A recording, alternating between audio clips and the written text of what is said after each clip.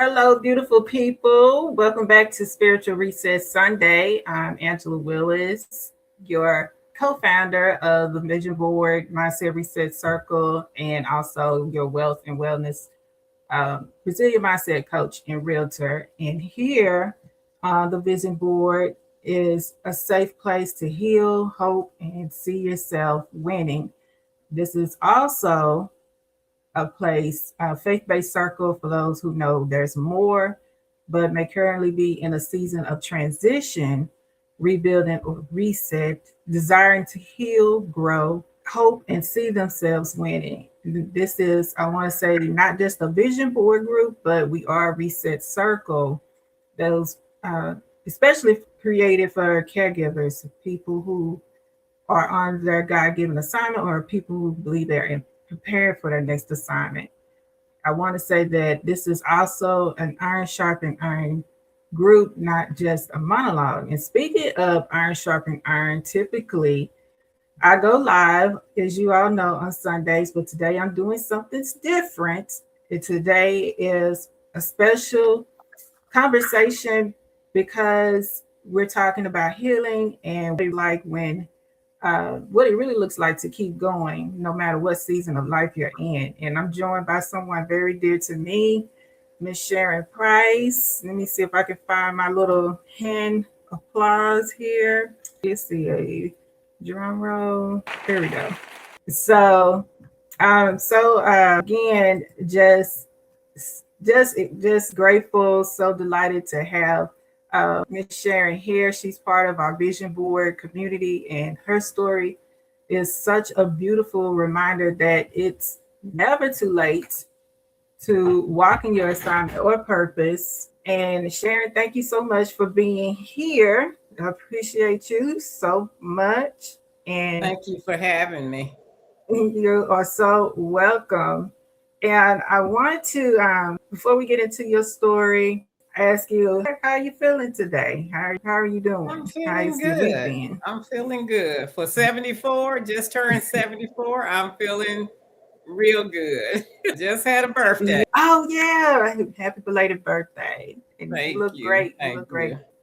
And I want to ask a little bit before, well, if you can share a little bit about your background and the work you did.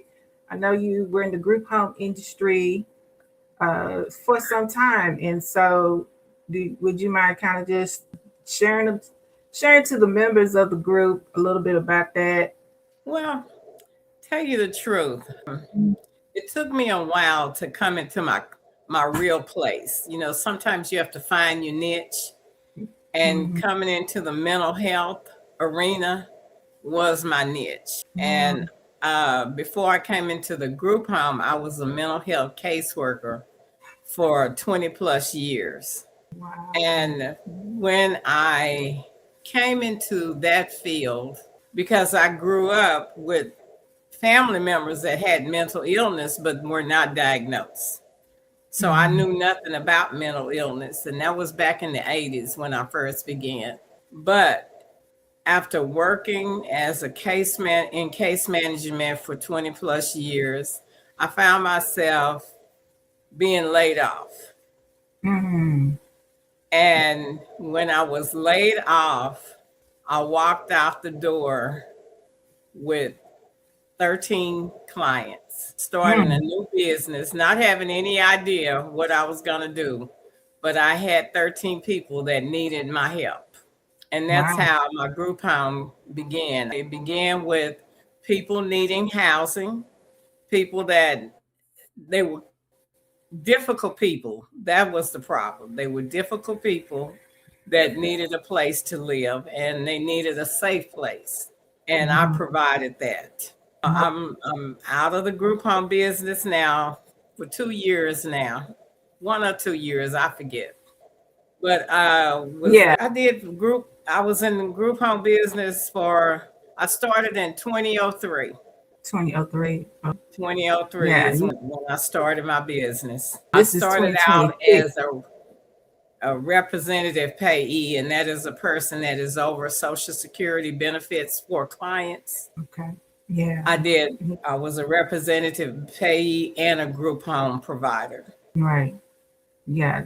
Which that carries a lot of responsibility and definitely sounds like you have to be very organized to do something like that for 13 patients. Absolutely, absolutely. But I've That always been an advocate for people, and I right. had to advocate for the people that I was responsible for. It was a ministry. It wasn't Yeah. just a business, but it was a ministry because Right. the Lord had placed His people in my arena Right. to stand with them, to fight with them, to pray with them. Because Yeah. every home I had, we had prayer, we had church every Sunday. Right. And the Yeah. name of the and that's I'm not saying that doesn't happen in other places. I'm just saying what happened in my Right. arena. Right. And ministry doesn't necessarily have to be in the walls of a church. Ministry can be what you just said. Exactly. It can be in the walls of a home. It can be it could look a lot of different ways. Yeah. Exactly. So You're yeah, so even through our profession, even as doctors or those in the mental health industry, like you said, ministry doesn't have just one particular. You just said it doesn't look one particular way. So I'm glad that you did. Yeah, I'm I'm just grateful for the service and the servant heart and leadership that you have because a lot of there's some people who just do it for the money, like you said. right. But yeah, you have a servant's heart, and that's what makes me excited and hopeful about the field and that industry in and of itself because we know that seniors are getting older, and Yes. yeah, and some people call it the silver tsunami. So All right. it's a yeah, little lingo term out there in the health profession now. They say the silver tsunami is about to happen. So anyway, we know that that particular group home health industry is not going nowhere no time soon. It's expect Right. yeah There's always gonna be a need. yeah Yes. yeah, and I'm already thinking that we'll probably have to do a part two on that because this today we're just talking more about the wellness side of things. But and I'm glad you mentioned ministry because usually when I go live, I'll just say this: master your resilient mindset is what I believe the Lord told me was my ministry. And so for me, there's two sides though. There's the wellness side, which is Yes. what you all see on Sundays. Um, and then there's actually the standing on business side, and that's on my YouTube channel. But we'll stick with and dive a little more into about your testimony. And last year, oh Lord, I'm trying to think of how I want to say it. So you shared that God healed your body, and I remember um, getting a text from your daughter, and she sent me a text about saying, Angie, pray for my mom because we're not sure. Things were getting, you were in the hospital and things were getting very complicated. And so I know me personally, I had some thoughts that went through my mind, and and one of those thoughts was like, "Oh no, no, this ain't happening. We not this." I It said, wasn't over. yeah, I was like, no, she just told me about her plans and for the future, and I'm like, I know she ain't trying to go out like that. No, So I did what I knew best, and that's of course praying, for God to heal you. And so, can you tell us a little bit about your that journey? What you don't have to go into a lot of details, but what was probably going through your mind. Yeah. Well, What let me share. Let me build up to that. Okay. Prior to the event that happened in my life, I Right. had some eventful. I 23 is when I closed down my business. I lost Mhm. my house manager, and I had to place several clients that were deeply in my heart. I was their caretaker for years. And after that, I was having stress. Oh yeah. I was having because I have AFib, so I was having stressful events. So the doctor ordered a test, which is a nuclear heart test. I've had this test, mind you, 3 times before, and I thought nothing about it. The only difference in this time was I changed location. Yeah. That, Yeah. that was the only difference there. I Yeah. had no pre-thoughts about the test because I've had it already. I didn't even really tell my kids what was going on. But October 22nd, I think it was 24. No, that was Angela. You have to help me with the dates. That was Um, last year. Was it it last year? was it was October last year. Yeah. Yeah, last year. The doctor had ordered a nuclear stress test, and the nuclear stress test consists of where they go inject dye into your veins. And what instead of doing a regular stress test, they do a nuclear stress test. And what it does puts the heart through different kind of routines where they can see if there's any no anything that's not normal going on in the heart. Mhm. I keep saying I've had this test before. There have never been any problems. But this day, last year in October, something happened. They injected me with the dye, and in the process of them finishing, I had a heart attack. I got where I couldn't breathe. I never had I've heard the symptoms of a heart attack, but I never had a heart attack. But it felt like someone had sat down in the middle of my chest. I couldn't breathe, and I felt the life going out of me. And I began to tell the doctor, I need help. Mm. Something's wrong. I need help. And I began to tell him what was going on, and he ordered nitroglycerin. After I took the nitroglycerin, I came back, but he ordered that I be admitted into the hospital so they could go in and look into my heart, a catheterization. So from that day, I ended up in a long hospital stay because of one test. But after I was admitted into the hospital, I won't call any names. Right. Never go back to that hospital again, ever, ever, ever, ever. Because this is a different hospital than what This you was used to. a total different Yeah. because I Yeah. live in Plano now, and it was out here in Plano. Right. But it Yeah. was a different experience. The whole thing was a different experience. Right. And it's amazing because when I think back now, because sometimes you walk in places, sometimes we don't ever know the answer why. I'm like, Lord, why did I have to experience that? But I experienced that, but the end is what was more important than the why. And maybe later on I'll know the why. But right now I'm like, okay, I made it through. But after the catheterization, that was the next day after they admitted me in the hospital. Mm-hmm. They go in through your groin, and it's like a tube that they enter in, and they go up to your heart, and they look around in there. They see if there's anything that's not right going on in your heart, your valves and everything. All of that was fine. There was nothing. They found no blockage or anything in my heart. So he came out. He said, everything looks good. They finished doing what they had to do after the procedure. I'm on my way out of the operating room. We're in the hallway going back to my room. I've started hemorrhaging. I was bleeding out. They had to bring me back.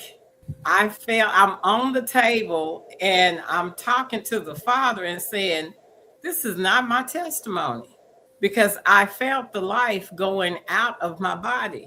and they were working on me to stop the bleeding. We were in the hallway. I don't know how long we were in the hallway where they had to stop the bleeding. They stopped the bleeding. They give me to my room.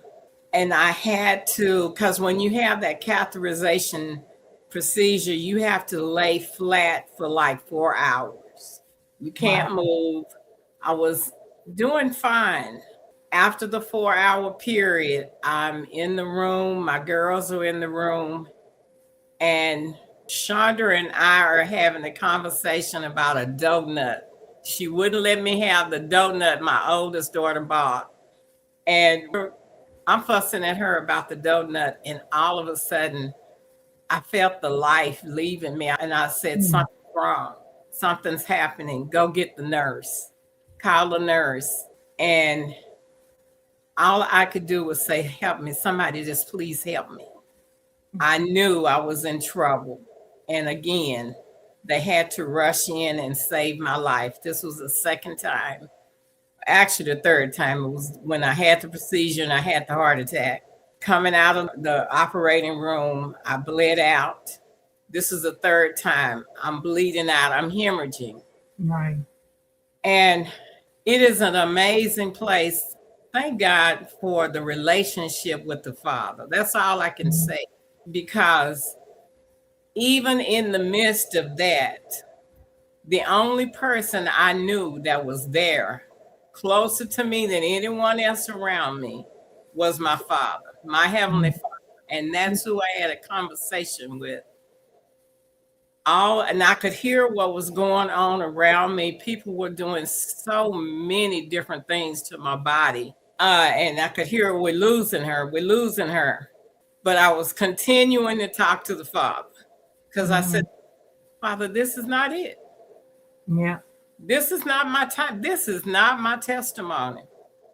And after several attempts, they were able to get the hemorrhaging stopped. The problem was the doctor did not close me up properly. That was the bottom line. The procedure, because I've had a catheterization before, and there is a plug that they're supposed to do. Evidently, he didn't do it right. It was a scary experience. From the after effect of that experience, it took me a while to come back to where you see me today. Yeah. It took me a while because it left my body in trauma. Mhm. It took me a while to get back to walking, where I could walk without pain, but it was a process. And I can Yeah. only say it was by the grace of God, His love. Right. And I Yeah. thank God for my caring family. Thank Yeah. God for a community of prayer warriors. I know my kids call the saints to pray. Yeah. Yeah. Yeah. And I will say when, yeah, that's the same thoughts I was having when, yeah, I got the text from Chandra about you may not make it through the night, and I'm saying, oh, this is not. She, I said, she ain't trying to go out like this. I know Miss Sharon. No, I wasn't. I know Miss Sharon. She ain't trying to go out like this. Nuh-uh, not without a But clean.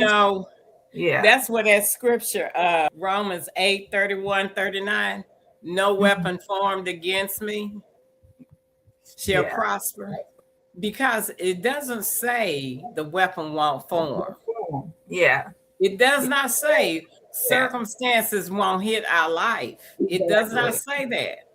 But it says Yeah. no weapon formed. So circumstances and Yeah. situations may form, but it won't Right. prosper. Right. It won't say you won't feel anything, but He's going to bring you through it.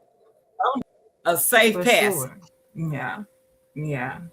But I again the testimony, how yeah, it looked bleak at one point, and then like almost overnight I got a report that you were out of ICU. I think they put you in a regular room the next day, and then I think the following Monday you have been discharged. So I was like, what? I had to text Chandra and ask, "Hey, how your mom doing?" And she was like, "Oh, she at home." She is. Well, you were at that. It took a while, but I needed to be at home. I wouldn't have Yeah, recovered in the hospital. I don't blame you. I would have been trying to run up too, run up out of there. No, ma'am. So here you just turned chapter 74 and stepping into a new chapter, and you're back in the workforce. So what led you back into the workforce? Did you ever have a moment where you thought, I can't do this, I don't know if I can do this, because you've been an entrepreneur for so long? What led you to say yes to going back? Well, because I did not retire well. Oh, And okay. and that is a thing. I wherever I go now, I hey, until the Lord returns, I I tell young people, you have to repair. You have to prepare for retirement. It is very necessary to. No one told me. My generation said you'll have enough to live off your Social Security. And my mom and my dad, I took care of both of them, and they did. I made sure of that. But for me, that is not enough. So after I closed my business, all I had was Social Security. But I was Mm, fortunate enough to find a senior program. It's a nonprofit, and that's where I started working. But the problem was my incident before my, not wasn't an incident, I don't know what you want to call it. The government has shut us down because we're funded through the government. It's a late federally funded program. And while I was recovering, they called us back to work. I didn't know if I could go back to work because I was still recuperating when they called right. us back. But it's an amazing thing when they finally called my name. They were calling everyone else, and I was not called. When they finally called me in January, I was ready. Right. Wow. Yeah, very good. That's good. Amazing. So the timing worked out. I did not think I was going to be able to do it. I really there were times, because there's something about when you have some damage to the heart, it leaves you in a place of depression. I had to overcome depression. First of all, I was in pain. I had to overcome fatigue, and I was a different person. I didn't have the same strength and stamina I had before the episode. So there was a lot of obstacles I had to overcome to get where I am today. Yeah. That's resilience. Yeah, that's a lot of resilience. And that leads right into actually what I was about to ask you next, which has to do with mastering your mindset. And I always tell people that mastering your mindset is an ongoing journey. Not it's like repairing a fence. You got to keep doing the work. You got to, keep exercising that muscle to keep that stamina, have the stamina to withstand, perform at your best performance. And that muscle that I'm referring to right now is that resilience muscle. And so it sounds like you did a lot of prepping to into doing that. Prepping in terms of doing the spiritual work, the you know even doing the physical work, because I thought you also mentioned you had to do some physical therapy. Yeah. So I often compare mastering your mindset to like repairing the fence. But when it comes to this season in your life right now, you've already kind of talked about um, some of the things that's kind of helped you go into prayer, having a caring family, a praying community.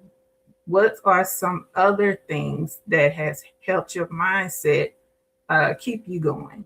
I think the greatest thing for me is Romans 12 and 2, because I think we take it lightly, and that is renewing our minds.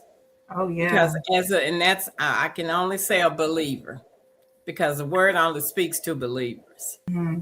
Renewing your mind is not a one-time thing because we Right. talk about resilience, a mindset.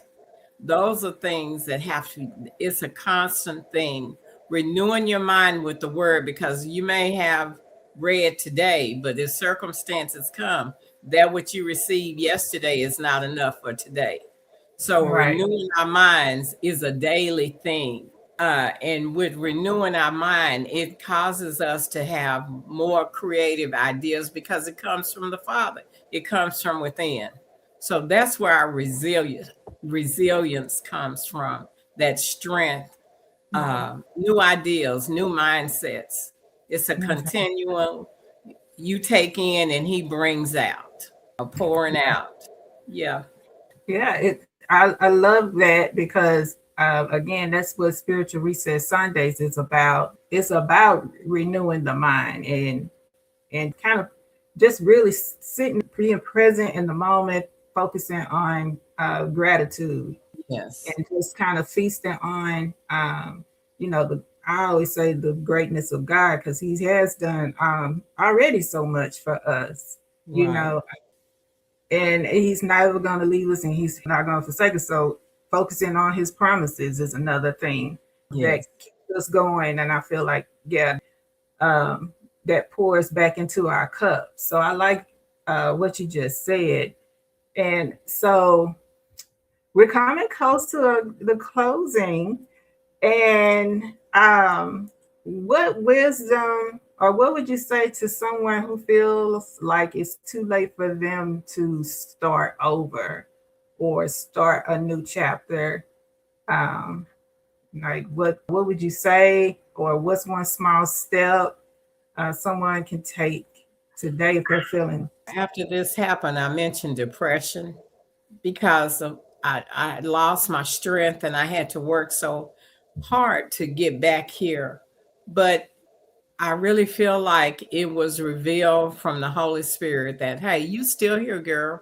More work to do. So that what has been poured into you, as long as you're still here, you have a mouth and an opportunity to share what God has done in your life, what He is still doing. So that brought hope and that gave me, I'm still in a discovery period of Mhm. who Sharon is. Even Right. at 74, I'm Right. still learning. We are evolving. We all evolving. Yes, Mhm. yes. Still learning my worth as a 74-year-old Black female. Yeah. But I love it. Um, So I just and say keep going, don't give up. Never give up. It's never too late. love that. I Yeah. love your story is such a beautiful reminder that as you just spoke, as you just said, it's never too late. And it's never too late to heal. It's never too late to grow. Um, as we're still evolving. As I mentioned earlier, and so before we close, what is one message you would like to leave to someone who may be watching the replay of this and feeling discouraged right now? Anything additional that you would like to add? I know you just mentioned don't stop, keep going. Is there any additional, anything, another layer you want to add to that, renewing the mind? That, to not give up, to know that God has purpose for each individual as we've been brought into his family. And by being brought into the family of God, there's purpose. He has purpose from the very beginning, Ephesians 1 and 4. And it's about his love because I'm still learning that his love is matchless. It's a different kind of love than human love. That if nobody else loves you, know that God loves you. And he Yeah. will never forsake you and he will never leave you. So you're Um, never alone if you're trusting in him and you can make it. that was so beautiful. I love that. I love it. And you and I, we could talk for hours because we both love the Lord, Yeah. and yeah, and I'm just so thankful for you sharing your heart with us, your story with us. It was truly, truly powerful. And to everyone watching, just remember mastering your mindset is an ongoing purpose. And when I say mastering your mindset, we're really, really, really saying renewing the mind is an ongoing process. Yes. It's a day to day thing. And I love how Miss Sharon, broke it down is that yesterday's, what we dealt with yesterday is not enough to fuel us for perhaps the next day or the next week. We have to keep pouring back into that cup. And so that's why I really do the spiritual reset Sundays, because Yeah. it's just so important for us to pour back into our cup. Yeah, and for our mental health as well, because uh, it's so much coming at us, from all different directions. So much is coming at us. Yeah. So I am just so grateful that you were able to come on board and share your testimony, your story with me. So I'm grateful to God we were able to get our schedules coordinated where you could Yes. come and do this. And you really, I'm gonna say somebody's gonna be blessed watching and listening to this testimony. I already know it. I mean, I first and foremost I was, and so I know those that watch this replay will be touched and blessed as well in some form or fashion. And you are just a living testimony. I still talk about what happened back in October, still to this day. And yeah, and I want to say to everyone watching, give yourself grace, keep going, and trust that your story still has a purpose. And I know many people, there are a lot of caregivers, particularly a lot of dementia caregivers that I've run into, feel like, you know, why is, have these questions about why and what's the, what, why is it, why me? What did I do? But, believe that every story, particularly those who are going through a wilderness, that story is going to bless somebody. When you make it to the other side, it's going to bless somebody. And Yeah. so as you can see, Miss Sharon, your story is blessing people. As you share it, and as I share it, I see it's. I, I tell you after this Zoom call, but I Okay. actually just shared your testimony today to a former coworker of mine who's going through some serious battles and challenges. So the story is still getting told. But however, I want to thank everyone again for watching this, and those who will watch this, the replay of this. And I want to thank you, Miss Sharon, again for obliging me on this Master Your Resilient Mindset Spiritual Reset Sunday. uh, Thank you for having this me. You're so welcome. And I want to wish everyone a heartfelt wealth and wellness and spiritual reset. Don't forget, you all, to meet me for Spiritual Reset Sunday, which is at 8:30 a.m. On your master, vision board mindset reset circle Facebook group. So again, I hope everyone have a blessed day, and you too, Miss Sharon. I'll talk to You you all right. here shortly. So, all Okay. right, have a All good right. night. All Bye-bye. right, take care. Bye bye.